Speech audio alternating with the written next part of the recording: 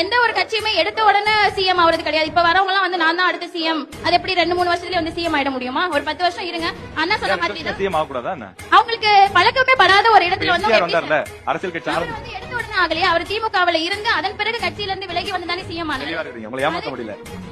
அதே போல ஆகட்டும், எல்லாருக்குமே வாய்ப்பு வேணும்னா எல்லாரும் அவங்களுடைய ஆசைப்பட்ட இடத்துக்கு போகணும்னு நினைக்கிறது ஓகே தான்.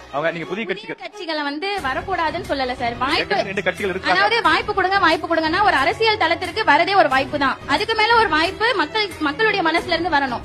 என்ன பொறுத்த வரைக்கும் இப்ப இருக்க இளைஞர்கள் வந்து தண்ணி இருக்கு அப்படின்னு நினைச்சு ஓடுறாங்க.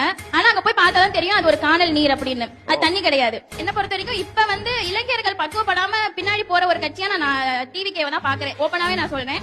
ஏன் அப்படின்னா நிறைய அசம்பாவிதங்கள் அங்க நடக்குது. நிறைய இன்னி கூட முந்தானத்து கூட செங்கிப்பட்டியில நடந்த மாநாட்டுல ஒருவர் விபத்துக்கு உள்ளாகி முந்தானே தான் இறந்து போயிருக்காங்கிற செய்தி நம்ம கேட்கிறோம். அப்படி பக்குவப்படுத்தப்படாத ஒரு இளைஞர்களை வைத்துக் கொண்டு ஒருவர் அரசியலுக்கு வரது ஓகே. ஆனா ஒரு சிஎம் ஆகி அடுத்து என்ன நடக்கும் அப்படிங்கிற கேள்விக்குறி இருக்கு. பக்குவப்படட்டும், 10 வருஷமோ 5 வருஷமோ அரசியல் இருக்கட்டும்.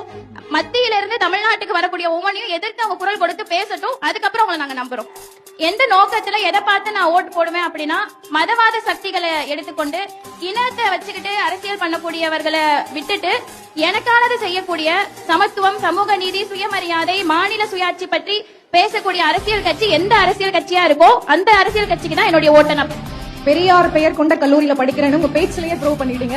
என்னெல்லாம் விஷயங்கள் எதிர்பார்த்தீங்க? ஆளக்கூடிய கட்சியா இருந்தாலும் சரி, வரக்கூடிய வேட்பாளர்கள் கிட்ட என்னென்ன விஷயங்கள் எதிர்பார்த்தீங்க?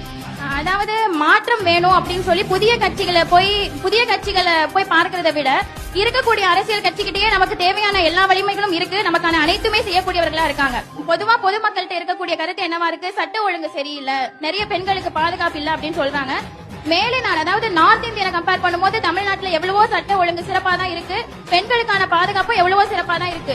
இருந்தாலும் இந்த குற்றச்சாட்டு மக்களிடையே வருது அப்படின்னா அதை அந்த அரசு எடுத்துக்கொண்டு அதற்கு அடுத்தபடியாக என்ன செய்யணுங்கிறத பார்த்து செயல்படணும்னு நான் நினைக்கிறேன். மிகவும் ஒரு தெளிவான சிந்தனையோட மாணவி இருக்காங்க. முதல்ல உங்களுக்கு ஒரு பெரிய பாராட்டுகளை கொடுத்துடலாம்.